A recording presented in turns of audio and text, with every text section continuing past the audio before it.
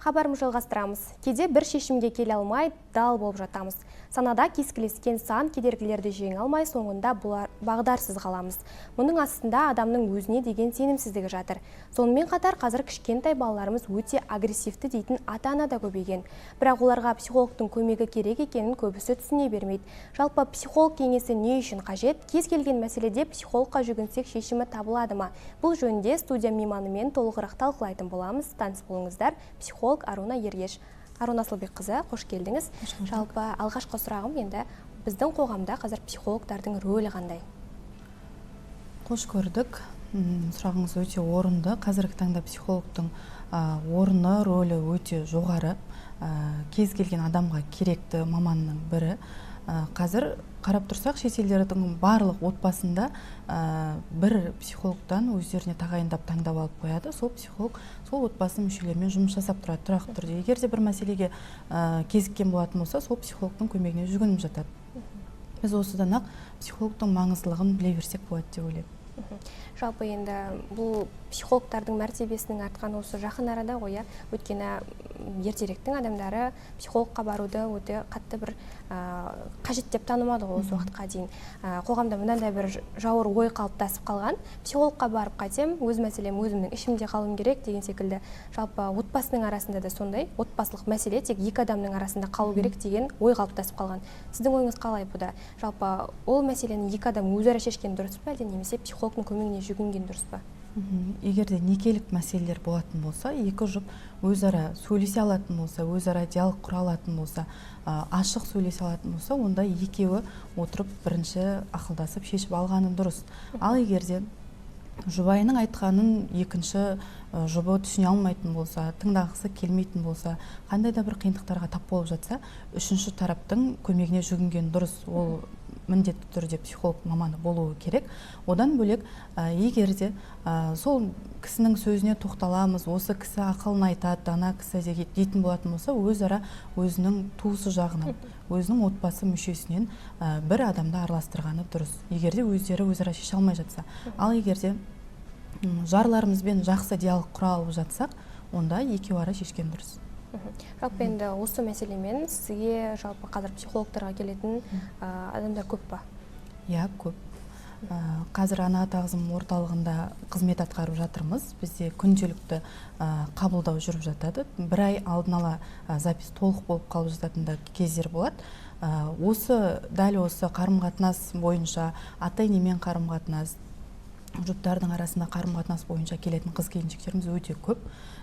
Кемі 60-70% сол мәселемен келеді десем де артық етпеймін. Жалпы енді қазір көп адам өз-өздерін жоғалтып алып жатады. Яғни өзіне деген сенімсіздіктері жоқ. Өзгелер не дейді екен, мынаны былай жасасам, сынға қалып қоймайын ба деген сияқты ой қалыптасады адамда, оны өздері де байқамай қалып жатады. Жалпы бұндай жағдайда не істеу керек деп ойлайсыз? Өзгенің пікіріне тәуелділік ол қазіргі қоғамдағы үлкен мәселелердің бірі. Болмашы бір киім алатын кезде де сұрап жататын қыз-келіншектеріміз бар ғой. Өзінің құрбысына соғып жатады, анасына қоңырау шалып жатады. Негізі адам өзінің қалаған киімге қатысты болса да қалағанын алу керек, тамаққа қатысты болса да қалағанын жеу керек. Ол адамның сенімсіздігінен, өз-өзіне сенімсіздігінен. Ал сенімсіздігі адамға деген, өзіне деген сенімсіздігі болмаған адамда өзгелерге деген де сенімділік болмайды. Ал ол бізде балалық шақтан бастап қалыптасатын дағды. Балалық шақтан бастап қалыптастырып қоятын қасиеттердің бірі. Өз-өзіне сенімсіз адам өзгенің пікіріне тәуелді болады. Ал ол дегеніміз үлкен мәселе. Оны шешудің өзіндік жолдары да бар. Психологқа барсаңыз, әр психолог өзінің бір әдіс тәсілімен шешіп беруге тырысады. Жалпы енді балалық шақтан қалыптасып қалған деп жатасыз ғой, қазір детская травма деген сөзде трендке айналды ғой. Жалпы енді ол балалық шақтан адам бойында сондай бір мәселелер қалғанын, оны қалай анықтасақ болады? Детская травма деген қазір бізде трендке айналған сөз, бірақ кез келген нәрсе детская травма бола бермейді. Оны көбіміз түсінбейміз. Жас жеткіншек қыздарымыз да келіп отырады, кейбір қыз-келіншектеріміз де келіп отырады. Менде детская травма, мамам мені кезінде мысалы ұрды, болмаса осындай сөз айтты. Ол просто есінде қалып қойған, жай ғана есінде қалып қойған, бірақ қазіргі өміріне оның әсері болып жатқан жоқ. Детская травма дегеніміз кезінде болып кеткен нәрсе қазіргі өміріне әсер етіп жатса, қазіргі өмірінде қиындық туғызып жатса, сол детская травма болып есептелінеді. Балалық шақтан қалған бір мәселелер. Оны да психологпен жаңағыдай терең терапиялық жұмыстар өту арқылы сол мәселеден шықса болады. Қазір енді тренд деп жатсыз ғой, қазір гештальт деген сөзде трендке айналып жатыр ғой.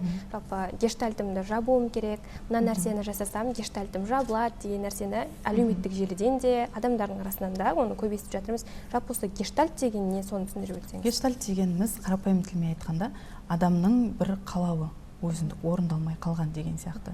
Мысалы қазір әлеуметтік желілерден де көріп жатамыз, болмаса келіп өзіміздің қабылдауымызға келіп жатқан клиенттерден де көріп жатамыз. Менде бір гештальт болған, ол сөздің мағынасын түсінбесе де айтады: мен шашымды қырыққым келген, мен тұрдым да кекілімді өзіме өзім қырқып тастадым деген сияқты нәрселерді. Негізінде ол адамның ішкі бір түпкі жан дүниесінде одан өзге басқа бір дүниенің жетіспей жатқандығын білдіреді. Ал көбіміз оны қажеттілігімізді өтеу үшін сол гештальт деген терминге жаба саламыз көбіне. Жалпы енді қазір барлығы адамдар күйгелек, сабырсыз болып келеді. Бұл неден деп ойлайсыз? Бұл әр адамның өзіне байланысты бола ма, әлде жалпы осы заман ағымы сондай ма? Заманына қарай адамы деп жатамыз ғой. Заман ағымына да байланысты. Қазір барлығы күйзелісте, күйгелек, стресске қарсы тұра алмайтындай күйдеміз қазір. Өйткені бізде оған бірнеше факторлар бар әсер ететін. Мысалға, оның ең бір салмақтысы әлеуметтік желіні алсақ та болады. Әлеуметтік желіде адамда мынадай ой қалыптастырып береді. Және де көп бір ұрыс керістің, жас жұбайлардың арасындағы да көптеген адамдардың арасында ұрыс керістің пайда болуына да әсер етіп жатқан нәрсе, ол біреудің өмірі мен өзінің өмірін салыстыру. Әлеуметтік желіде міндетті түрде барлығы өзінің өмірін керемет қылып салады. Мысалы, блогерлер дейік, мысалы бір басқа да бір тұлғалар, басқа да бір жандар. Ешқандай уайым қайғысыз, барлығы жеткілікті, ақша мәселесінен де қайғысы жоқ сияқты болып көрініп жатады. Сол арқылы ол өзге адамдар соған менде неге жоқ деген нәрсе пайда болады.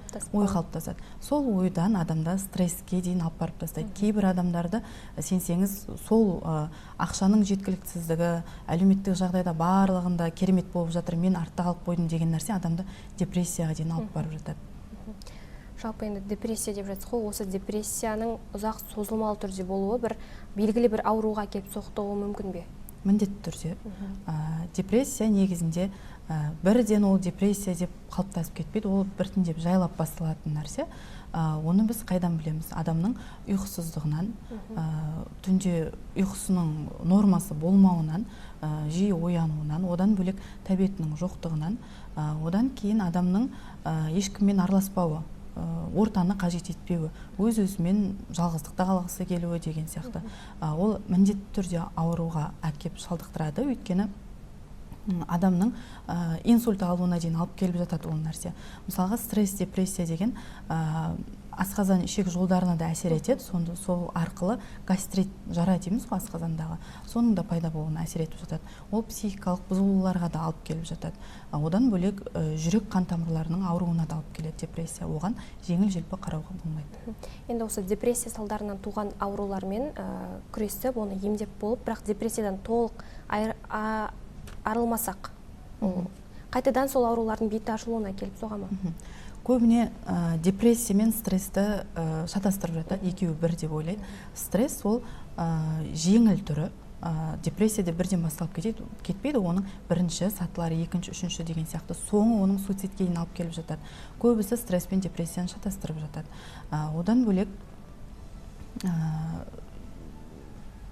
сұрақты қайталап жібересіз бе? Жаңа депрессиядан туындаған ауруларды толығымен емдеп болғаннан кейін де адам сол депрессиядан шықпайтын болса, көбіне депрессияда жүрген жандар психологқа келіп жатады бірден. Ал біз психолог байқайтын болса, депрессияда жүрген, алғашқы сатыларында екен, біз оған ондай диагноз қоя алмаймыз. Ол диагнозды психиатр қояды. Біз байқайтын болса, ол кісіні психиатрға жолдаймыз. Психиатрмен нақты өзінің жұмыстарын жасап болғаннан кейін барып, психиатр қайтадан психологқа жолдайды. Психолог соның салдарымен, себептерімен күресіп, түп тамырымен жоюға көмектеседі. Жалпы осы депрессияға түсіп келген адамдарға қандай көмек көрсетесіздер? Мен жеке өзім терапиялық жұмыстарын өткізем. Оның бірінші терапиялық жұмысты жағдайына байланысты тағайындайтын боламын. Оған мүмкін бір сеанс керек шығар. Оған мүмкін жағдайының ауырлығына байланысты 7-8 сеанс керек шығар. Оны клиенттің жағдайына байланысты қойып жатамыз. Терапиялық жұмыста өзіндік әр психологтың өзінің бір әдіс тәсілдері бар қолданатын. Сол әдіс тәсілдері арқылы клиентпен жұмыс жасау арқылы біз депрессиядан шығаратын боламыз. Жалпы енді қазір осенняя хандра деген сөз, осы терминді көп қолданыста жүр, яғни күзгі күйзеліс. Жалпы адамдар күзгі күйзеліске ол неден түседі? Бұл күйзелістің шыңырауына ұшырамаудың жолдары бар ма? Бұл сөзде қазір тренд дейміз ғой, тренд болып кеткен сөздердің бірі. Ол дегеніміз не? Оны көбіне депрессиямен шатастырып жатады. Менде депрессия деген сияқты. Бұл әрқашан 1-2 апта ғана созылады. Одан кейін өтіп кететін бір құбылыс адамда кездесетін. Ол бізде көбіне депрессиямен шатастырады деген себебі бізде күзде ауа райының өзгеруіне байланысты болатын нәрсе, жаңағыдай ұйқысыздық, тәбеттің болмауы, жаңа мен айтқандай депрессиядағы белгілер сияқты, бірақ одан жеңілдеу түрі. Біз одан қалай құтыла аламыз? Кемінде жарты сағат спортқа арнауымыз керек күнімізді, бірақ белсенді спорт түріне арнау керек. Мысалы, шахмат деген болмайды. Велик айдау, жаңағыдай суға жүзу, бассейнге бару деген сияқты қимыл қозғалысты белсенді болуы керек. Одан шығудың тағы бір жолы адамның көңіл күйіне де байланысты ашық түсті киімдерді кию керек. Оның ең маңызды факторы негізінде D витаминінің ағзада жетіспеушілігінен. D витаминін білеміз, біз күн сәулесінен аламыз, ал күзде күн сәулесі жиі түсе қоймайды жаздағыдай. Сол үшін D витаминін міндетті түрде пайдаланған дұрыс. Одан бөлек рационымызға біз омега-3 витамині бар тамақтарды пайдаланғанымыз дұрыс. Жалпы енді өзіңіз айтып жатсыз ғой, жаңағыдай спортпен шұғылдану керек, жаңа көңіл күйін көтеруге тырысу керек деп. Көп адамдар белгілі бір нәрсемен айналысуға мен қалауым түсіп тұрған жоқ, айналысқым келмейді, олай жасағым келмейді деген секілді айтып жатады. Мен депрессиядамын, болды, мен ештеңкемен айналысқым келмейді, спортқа да барғым келмейді, бимен де айналысқым келмейді деп жатады. Бұндай жағдайда не істеу керек? Адам өз-өзін алып шығуға тырысу керек, қандай жағдайда да. Өйткені өзіңізге өзіңіздің өміріңіз маңызды ғой, ал біздің өміріміз әр сәттерден тұрады. Ал әр сәттің қалай өтуі ол бізге байланысты. Адамның өзіне талпыныс болуы керек. Мен депрессияда екенмін деп есікті тарс жауып жата беруге де болмайды. Ал егер де біз басқа жақындарымыздан сондай белгілерді байқап жатқан болатын болсақ, міндетті түрде жақыны көмек беруі тиіс. Ары қарай, төменіне қарай құлдырап кетпеу үшін. Қазір енді әлеуметтік желіні аша қалсақ, екінің бірі психолог, коуч деп жатады, онлайн терапияларды өткізіп жатады. Жалпы енді жеке терапия мен онлайн терапияның айырмашылығы бола ма? Міндетті түрде болады. Қазір бізде психолог, коуч дегендер көп, өйткені заманына қарай адамы дедік қой. Қазір бізде сұранысқа ие маман болып тұрғаннан кейін ондай мамандар өте көп. Бірақ білікті, білімді, нағыз психологияны бітірген мамандар аз. Мысалға, мен психолог, менің 1 айлық курсымды оқып алып, өзін психологпын деп жариялап, адам қабылдап, оның соңы қиын жағдайға дейін апарып жатқан клиенттеріміздің өзі келіп жатады. Мен байқамай қалдым, мен сұрамаппын. Осы тұста клиенттерге айтарым, міндетті түрде қандай психологқа барсаңыздар да сұраңыздар. Оның білімі қандай, қай жерден оқыды, қалай болды деген сияқты.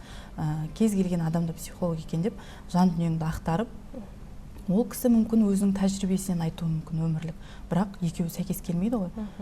Ол көбіне бұл жағдайлар ажырасуға алып келіп жатады. Депрессиядан одан ары қарай өтіп кетуіне дейін алып келіп жатады. Оны көп психолог типтер байқамайды ол нәрсені. Нағыз маманына барғандарыңыз дұрыс. Ал онлайн мен офлайнның айырмашылығы өте көп, өйткені кейбір клиенттеріміз болады, онлайн форматтағы терапиялық жұмыстарымыз ол кісіге әсер етпейді мүлдем. Өйткені олар физикалық тұрғыда сезіну керек, бетпе-бет отыруы керек, музыка бар, біздің жайлылығымыз бар. Адам үйінде отырып терапиялық жұмыстан өте алмайды, өйткені барлығын қабылдай алмайды, өйткені обстановка дейміз ғой, жағдай басқа ғой, отырған жағдайы басқа. Психологқа барсаңыз, олар өздерінің жеке кабинетінде өздерінің бір белгілі бір музыкаларын қосып қойып терапиялық жұмыстарын өткізеді. Оның әсері мүлдем бөлек болады. Жалпы енді осы психологтың көмегіне жүгінгісі келетін адамдар жаңағы псевдопсихологпен нағыз білікті маманды қалай ажырата алады? Енді біле бермейді ғой көбісі, барлығы психологпын деп жақсы өздеріне портфолио жасап қояды, соған сенеді, отзывтар жазып қояды. Қазір қалай ажыратсақ болады? Адамда негізі ішкі түйсігі алдамайды, ешқашан алдамайды. Бір кісіні психолог деп барып тұрсаңыз, сіз бірінші сұрап алыңыз, жаңа айтқанымдай, қай мамансыз, қандай бағытта, қалай деген сияқты, кімнен оқыдыңыз, қайда оқыдыңыз, нақты мамандығыңыз сол ма деген сияқты. Одан бөлек қандай курстардан кімнен өткенін барлығын қазіргі таңда сұрап алған жөн деп ойлаймын. Одан бөлек адамның ішкі түйсігі алдамайды дедім ғой. Былайынша айтқанда қазіргі тілмен тартпайды дейді ғой. Адаммен сөйлессем мені тартпады, мен айта алмадым ішкі жан дүниемдегенде, ашыла алмадым деп жатады. Сіз өзіңіздің маманыңызды іздеп тапқанша жұмыс істей беріңіз, өзіңіздің маманыңызды іздеп тапқанша сұрастырып әр маманға барып көре беріңіз. Егер өзіңіздікін тауып жатсаңыз, сізде мықты бір нәтиже беретініне сендім. Қазіргі жас ұрпаққа енді кибербуллинг деген құбылыс қатты әсер етіп жатыр. Балаларымызды болса кибербуллингтан қалай қорғасақ болады? Кибербуллинг дегеніміз әлеуметтік желі арқылы біреудің намысын таптау, қорлау, тіпті суицидке дейін апарып тастап жататын жағдайлар да болады. Ол кездестіріп жатырмыз өзіміздің өңірімізде де. Ол нәрсемен ата-аналарға айтарым, қатты мұқият болған дұрыс. Балада қазір бізде балалық режим дейді ме, детский режим дейді ғой, телефонның өзінде де қойып қойғанымыз дұрыс. Балаға бақылау жасау керек, кіммен сөйлесіп жатыр, оның ортасы қандай. Қазіргі ата-аналар детская травма болып қалмасын деп баланың телефонына тиіспейді. Және де көп бізде келіп түсетін сұрақтар, балам ұйықтап жатқан кезде, қызым ұйықтап жатқан кезде телефонын ашып қарасам, анайы сөздер айтады екен, басқа біреуге ол буллинг жасап жатыр екен. Осы тұста айта кететін ата-аналарға, балам менің қалай кибербуллингке ұшырап қалмасын, буллингті көріп қалмасын деп емес, менің балам біреуге буллинг көрсетпесін деп уайымдауымыз керек қазіргі таңда. Біз де өз баламызды қорғап қана отыра бермей, өзгенің де баласына жанымыз ашу керек қой. Баланың әлеуметтік желіде не қарайды, не көреді. Ол мысалға интернеттен қазір жаһандану дәуірі барлығы қолымызда, ашып қалсақ кез келген нәрсені іздей аламыз. Біз барлығын мұқият тексеріп отыруымыз керек балаға. Бірақ баланың қолынан бірден телефоныңды әкел тексерем деп алып қоюға да болмайды. Өйткені қазіргі балалар бұрынғыдай емес. Жеке шекарамды бұздың деп шығады. Оның рұқсатымен одан сұрап алып, мен осылай жасайын деп жатырмын. Болмаса мен сені осылай 5 минуттан кейін әлеуметтік желіңді қараймын деген сияқты ескертпелер арқылы алып тексеруге отырғанымыз жөн. Қазір енді бүлдіршіндер смартфонға өте бейім, тәуелді болып қалды деп те айтсақ болады. Бұған енді ата-аналардың да өзінің бір ықпалы бар секілді, себебі балалар жыласа, кішігірім бір жаңа өзінің еркеліктерін көрсетсе, тыныштандыру үшін қолына мультфильмін қосып, телефонын қосып бере салады. Содан бала қазір кішкентай балабақша жасындағы балалардың өзі де телефонға тәуелді болып жатыр. Бұны қалай алдын алуға болады? Мысалға қазір енді балаларды психологқа келген қаншалықты жөн? Балаларды психологқа апарған дұрыс, егер де сіз өзіңіз соны байқасаңыз керек ау дегендей. Одан бөлек баланың мінез құлқында бір бұзылуларды байқасаңыз, тіпті керек десеңіз 1,5-2 жастағы балаларға да психологтың көмегі керек болып жататын жағдайлар болып жатады. Өйткені 1,5-2 жастағы баланы уже біз неге дайындаймыз? Балабақшаға дайындаймыз. Одан бөлек ол балабақшаның өзі балаға үлкен стресс. Өйткені ол ата-анасынан басқа, туған-туысынан басқа адамдарды көрген жоқ. Оны барамыздағыны біз күні бойына бір адамның қолына сеніп тапсырып кетеміз. Ол нәрсенің барлығы балаға әсер етеді. Мектепке бармас бұрын психологтың алдынан бір өткеніңіз дұрыс. Балабақшаға баланы апармас бұрын ата-ана өзі келіп кеңес алсын. Қалай мен психикасына ешқандай зиянсыз баланы осылай үйрете аламын деген сияқты. Көп балдарымыз байқасаңыз жылап қалады, адаптация қиын болып жатады. Ол баланың дайын еместігін, ата-ананың дайындай алмағандығын білдіреді. Көбіне жасөспірім қыздарымыз да жаңағы мектепке дейінгі балдарымызды алып келіп жатады. Олармен де жеке жұмыс жасаймыз. Бірақ ата-анасының қатысуымен жұмыс жасаймыз. Жалпы енді біздің өңірімізде осылай кішкентай балаларды психологқа әкелу қалай жүріп жатыр? Жиі әкеледі ме? Немесе оны керек емес деп таниды ма? Жиі алып келеді. Жиі алып келгеннен бұрын бірінші өздері келеді. Бірақ көбіне аналар уайымдайды. Аналары хабарласып, менің баламда осындай бұзылыстар болып жатыр. Мен осындайдан шаршадым, не істесем болады деген сияқты сұрақтармен келіп жатады. Біз анасының айтқанына қарап өзіміздің бір ұсыныстарымызды айтамыз, одан кейін баламен келіп жататын аналарында болады. Баламен жеке сөйлесеміз. Өзінің жас ерекшелігіне байланысты уақыттары бар. 15 минуттан, 20 минуттан деген секілді анасы сыртта күтіп отырады, баламен өзіміз сөйлесіп, түсіндіріп деген сияқты. Біз ойлаймыз, кішкентай бала еш нәрсе түсінбейді деп. Тіпті біздің айлық балаларымыз да түсінеді, және де оның денесі барлығын сақтап қалып жатады. Біз ол нәрсеге көп мән бере бермейміз. Жалпы енді қазір қабылдауыңызға келетіндердің қатары көп көп шығар, иә. Енді олардың көбісі қандай сауалдармен келеді? Қандай сауалдарға басым? Бізде ана ата қызым орталығында қабылдау жүргіземін деп айттым ғой. Бізде тегін қызметіміздің барлығы ана ата қызым орталығында.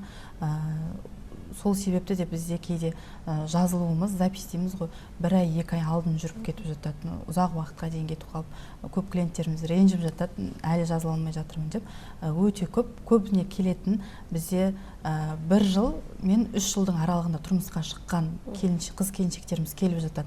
Өйткені 1 жыл мен 3 жылдың арасы өте қиын кезеңдер. Ол кісілерде адаптациядан өтеді. Ол кісілерде адаптациядан өтеді, жаңағы бала секілді. Өйткені жаңа ортаға түсу, жаңа адамдарды анам деп, әкем деп қабылдап, жаңа ортаға бейімделу ол кісілерге де қиын. Әсіресе осы 1 жыл мен 3 жылдың аралығында бір баламен ажырасып кетіп жататын отбасыларымыз өте көп болады. Ажырасудың алдында тұрып келетін де клиенттеріміз бар. Біз осылай ажырасуға шешім қабылдадық, билет алып кетеміз деген сияқты өзімізде де болып жатады. Біраз уақыт, 2 апталық жұмыс керек болады, кейбіреуіне 1 апталық жұмыс керек болады. Жұмыс жасап отырып, оларды отбасының жарасын тауып кетуіне де септігіміз тигізіп жатамыз. Бірақ көбіне қыз-келіншектердің келетін мәселесі, енді оңтүстік өңірі болғаннан кейін ата-енемен мәселемен көп келіп жатады. Одан бөлек жолдасымен мәселемен көп қызметімізге жүгініп жатады. Арун Асылбекқызы студия төрінен табылып, керекті кеңестермен бөліскеніңізге алғыс айтамыз. Жұмысыңыз табысты болсын, аман сау болыңыз. Құрметті көрермен, бізге берілген уақыт өз мәресіне жетті. Ертең дәл осы уақытта қайта қауышатын боламыз. Әрқашан тұрмыстарыңыз келісті, шаңырақтарыңыз ырысты, кәсіптеріңіз табысты болсын. Амандықта жүздескенше.